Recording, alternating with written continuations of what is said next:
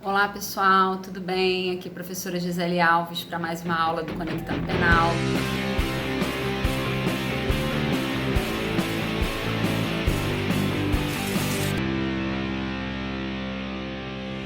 Convido vocês a se inscreverem no nosso canal no YouTube e acompanhar as nossas redes sociais, especialmente o nosso Instagram. E essa aula, pessoal, é sobre uma temática muito importante e objeto de muitas avaliações em certames públicos, inclusive no exame da OAB que está se aproximando aí, que é a diferença entre furto privilegiado, que é o furto de coisa de pequeno valor, e a aplicação do princípio da insignificância no furto, ok? Vale dizer, pessoal, que a inviolabilidade do direito ao patrimônio, ela foi garantida na Constituição Federal no artigo 5º, tá? Então, o patrimônio está dentro do rol dos direitos fundamentais que o Constituinte tutelou, ok? Inclusive dando aí a incumbência ao legislador infraconstitucional de incriminar condutas atentórias ao patrimônio alheio, ok? O conceito de patrimônio seria um conjunto de bens ou de interesses, de valores econômicos, ok? Que possuem uma relação de pertinência com uma pessoa, ok? O que torna um crime predominantemente patrimonial é o seu caráter econômico, que pode ser traduzível em dinheiro.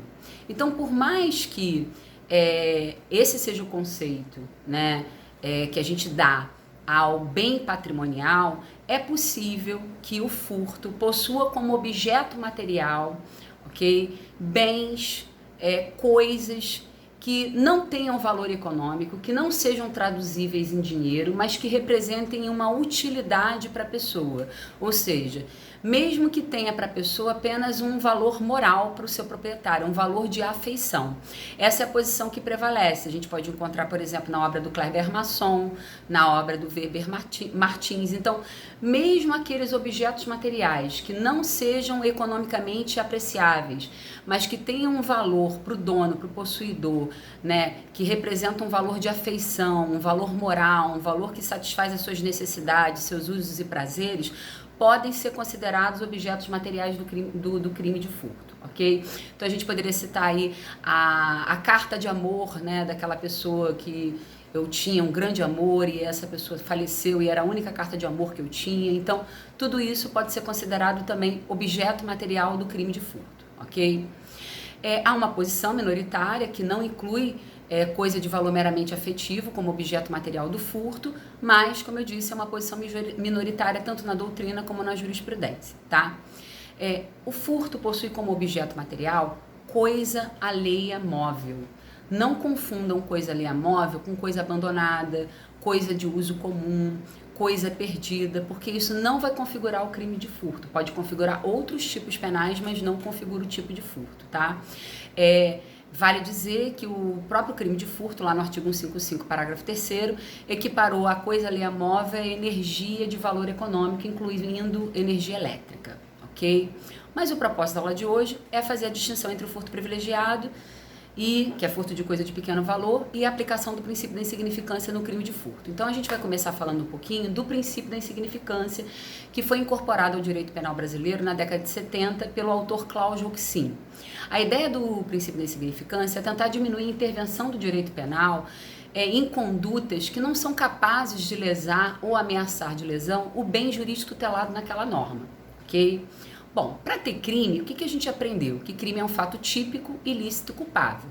Dentro da análise do fato típico está a conduta, o resultado, o nexo causal, que é o que liga a conduta ao resultado, e a tipicidade. E quando a gente estuda a tipicidade, a gente aprende duas espécies de tipicidade, a tipicidade formal e a tipicidade material. A tipicidade formal seria o juízo de adequação do fato à norma, ou seja, é a subsunção do fato à norma, ok? A norma abstratamente falando. Eu posso adequar esse fato concreto a essa norma abstratamente falando, a descrição da norma, então tem tipicidade formal. E o que é tipicidade material? É a lesão ou perigo de lesão ao bem tutelado. E essa lesão ou perigo de lesão ao bem tutelado não pode ser uma lesão insignificante. tem que ser uma lesão relevante. E aí entra o princípio da insignificância. Porque se essa lesão ao bem tutelado é uma lesão insignificante, é uma lesão de bagatela, eu vou aplicar o princípio da insignificância. Então, o princípio da insignificância, ele afasta a tipicidade material do fato. E afastando a tipicidade material do fato, não há tipicidade. E se não há tipicidade, não há fato típico, não há crime. Ok? Então, é basicamente essa a natureza jurídica do princípio da insignificância, uma causa de exclusão da tipicidade material. Bom, para aplicar o princípio da insignificância, os tribunais superiores vêm exigindo uma série de requisitos. O STF exige 4 requisitos de natureza objetiva para a aplicação do princípio da insignificância. Primeiro, mínima ofensividade da conduta. Tá? Segundo, ausência de periculosidade social da ação, ou seja, a periculosidade social do criminoso, da ação do criminoso, não tem que ser nenhuma para ter a aplicação do princípio da insignificância. Terceiro, reduzido grau de reprovabilidade do comportamento do agente. E o quarto requisito, a inexpressividade da lesão jurídica causada com a conduta criminosa. Ok? Além desses 4 requisitos estabelecidos pelo STF, a jurisprudência, tanto o STF como o STJ, vem estabelecendo mais outros requisitos, alguns de ordem objetiva, outros de ordem subjetiva, tá? Dentro dos requisitos de ordem subjetiva, um que vem sendo exigido para aplicar o princípio da insignificância é a não reincidência, ou seja, vamos analisar a possibilidade do princípio da insignificância ser aplicado ou não a casos de réus reincidentes. O STF tem decidido pela impossibilidade da aplicação do princípio da insignificância ao reincidente, mas já chegou a opinar por apenas proibir para o reincidente específico, tá?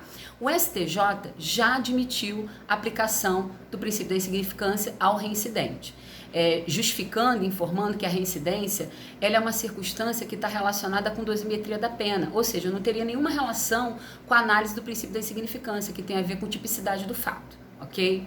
Mas existe uma decisão recente da 5ª turma do STJ no sentido de não admitir a aplicação do princípio da insignificância em caso de reiteração criminosa, exceto se a medida for socialmente recomendável. Inclusive, pessoal, essa decisão ela foi num caso em que o réu ele era reincidente em crimes patrimoniais, ou seja, ele tinha comportamentos reiterados de crimes patrimoniais, tá? É claro que essa decisão considerou outros fatores para afastar o princípio da insignificância, além dele ser um réu reincidente em crimes patrimoniais. É uma decisão, inclusive, de outubro de 2020 agora, tá? Da 5ª turma do STJ.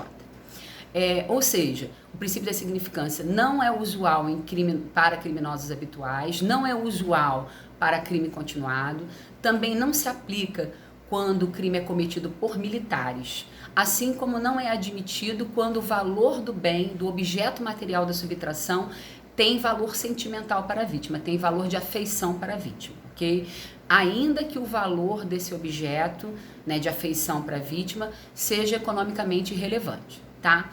Agora nós temos uma decisão bem recente, tá? Também da 5ª turma do STJ, agora publicada em novembro de 2020, no sentido de para reconhecimento do princípio da insignificância em crime de furto, né, não só em crime de furto, mas se aplica muito mais para o furto, está relacionado com o valor do bem subtraído. E essa decisão vem no sentido de dizer o quê? Não se admite a aplicação do princípio da insignificância em casos em que o bem subtraído superar o percentual de 10% do salário mínimo. Então, se o bem subtraído supera o percentual, ok, de 10% do salário mínimo vigente à época do fato, há orientação pela não aplicação do princípio da insignificância, tá?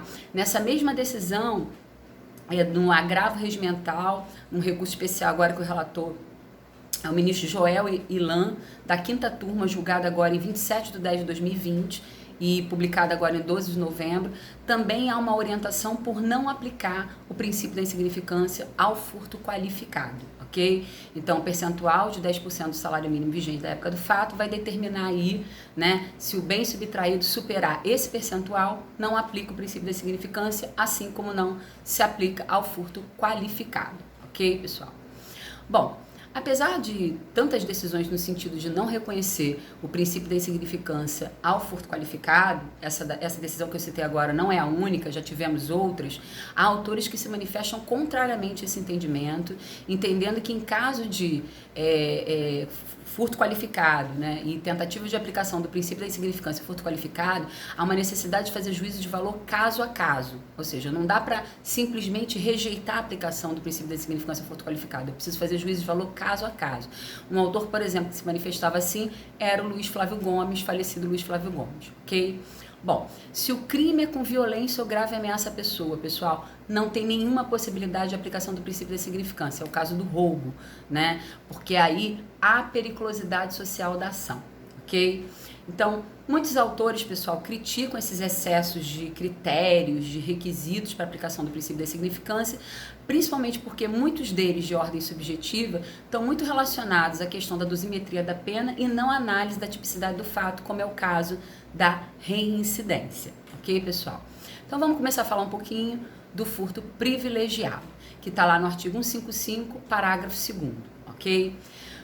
Quando eu olho para o artigo 155, parágrafo 2º, eu vejo que os requisitos para aplicação do furto privilegiado é ser o criminoso primário e ser de pequeno valor a coisa subtraída, ok? Há entendimentos no sentido de que, além da primariedade, deve-se verificar se o criminoso tem ou não tem maus antecedentes e que os maus antecedentes poderiam afastar o privilégio do artigo 155, parágrafo 2º. Na minha opinião e na opinião de diversos autores, Regis Prado, Kleber Masson, Rogério Greco, isso é completamente ilegal, né? Viola o princípio da reserva legal, porque a lei foi clara, ela diz que o único requisito para aplicar o princípio, o furto privilegiado, é ser o criminoso primário. Os maus antecedentes, no máximo, podem determinar o julgador estabelecer qual dos critérios de privilégio ele vai aplicar, mas não podem afastar o privilégio, ok? No que se refere ao que é coisa de pequeno valor, o Código Penal, ele foi silente, ele não falou o que é coisa de pequeno valor. Então ficou a cargo da jurisprudência estabelecer o que seria coisa de pequeno valor. Ok? E a jurisprudência estabelece que coisa de pequeno valor é toda aquela que não excede até um salário mínimo vigente ao tempo do crime, tá? E não ao tempo da sentença, ao tempo do crime, até um salário mínimo vigente ao tempo do crime e não ao tempo da sentença, tá? No caso de tentativa, eu vou verificar qual era o valor da coisa que o sujeito pretendia subtrair, tá? E esse valor tem que estar expresso no auto de avaliação para configuração do furto privilegiado. Eu não posso confundir coisa de pequeno valor com pequeno prejuízo para a vítima, porque o Código Penal não falou em pequeno prejuízo para a vítima. O Código Penal falou em coisa de pequeno valor. Ou seja, deve ser irrelevante qual é a condição econômica da vítima. Porém, apesar disso, alguns autores se manifestam e algumas decisões jurisprudenciais também já foram tomadas nesse sentido, de que para poder definir o que é uma coisa de pequeno valor, que até então seria até um salário mínimo, eu preciso também correlacionar com a situação econômica da vítima, ok? Bom, atendidos os requisitos do privilégio, tá? Ser o criminoso primário e ser a coisa de pequeno valor, tá? Então, atendido esses requisitos, o furto privilegiado do artigo 155, parágrafo 2º, constitui um direito público subjetivo do condenado ou é faculdade do juiz aplicá-lo? A maioria entende que é direito público subjetivo do condenado, tem que aplicar. E aí, quais são as 3 hipóteses de privilégio que podem ser aplicadas na situação? Ok? As 3 hipóteses são substituir pena de reclusão por detenção, ok? Ou pegar a própria pena de reclusão e reduzir de 1/3 a 2/3, ou aplicar somente pena de multa. A maioria entende que os 2 primeiros critérios, que é substituir reclusão por detenção ou reduzir a pena de 1/3 a 2/3, podem ser aplicados cumulativamente, ou seja, são compatíveis e cumuláveis. Então, posso substituir reclusão por detenção e também aplicar, em cima dessa substituição, a redução de 1/3 a 2/3, ok? Bom, outra questão que é bastante importante é se o privilégio do artigo 155, parágrafo 2º, pode ser aplicado ao furto majorado pelo repouso noturno. E a posição que prevalece é que sim. Ou seja, a gente estaria diante de um concurso entre uma causa de aumento de pena da parte especial e uma causa de diminuição de pena da parte especial. Primeiro eu aplico a causa de aumento e depois, em seguida, eu faço a aplicação de uma das hipóteses do privilégio. Outra questão que também é muito controversa, né, é a possibilidade do furto ser privilegiado e qualificado ao mesmo tempo, ou seja, poder aplicar os critérios do privilégio a uma das espécies de qualificadora do parágrafo 4º do artigo 155 ou da qualificadora do parágrafo 5º, das qualificadoras do furto, ok? Durante muito tempo entendia-se que as hipóteses de privilégio eram incompatíveis com a qualificadora, por conta da posição topográfica do privilégio. O privilégio vem antes das qualificadoras, então está no parágrafo 2º, as qualificadoras no parágrafo 4º, no parágrafo 5º, então o privilégio por vir antes só seria aplicável ao furto simples do caput, tá? Essa posição que prevaleceu durante muito tempo não é mais a posição majoritária. A posição majoritária é no sentido de poder aplicar o privilégio, tá, às formas de furto qualificado do parágrafo 4º e outros, ok? Inclusive o STF assim já se manifestou, vocês podem ver isso no informativo do STF 540, assim como o STJ também já se manifestou assim, inclusive simulando o assunto na súmula 511 do STJ, dizendo que é possível o reconhecimento do privilégio previsto no parágrafo 2º do artigo 155 aos casos de crime de furto qualificado, se estiverem presentes a primariedade do agente, o pequeno valor da coisa subtraída e desde que a qualificadora seja de ordem objetiva, ou seja, não poderia haver furto privilegiado e qualificado ao mesmo tempo se a qualificadora for de natureza subjetiva, como é o caso, por exemplo, do furto com abuso de confiança, que é uma qualificadora de ordem subjetiva. É isso. Eu acho que com essa aula eu consegui enfrentar com vocês todas as questões envolvendo furto privilegiado e a aplicação do princípio da insignificância ao furto. Espero que seja de grande valia para vocês poderem se preparar para o exame da OAB que está chegando aí e para os certames públicos que vocês vão se submeter. Grande abraço, aguardo vocês nas próximas aulas do Conectando Penal. Até a próxima. Tchau, tchau, pessoal!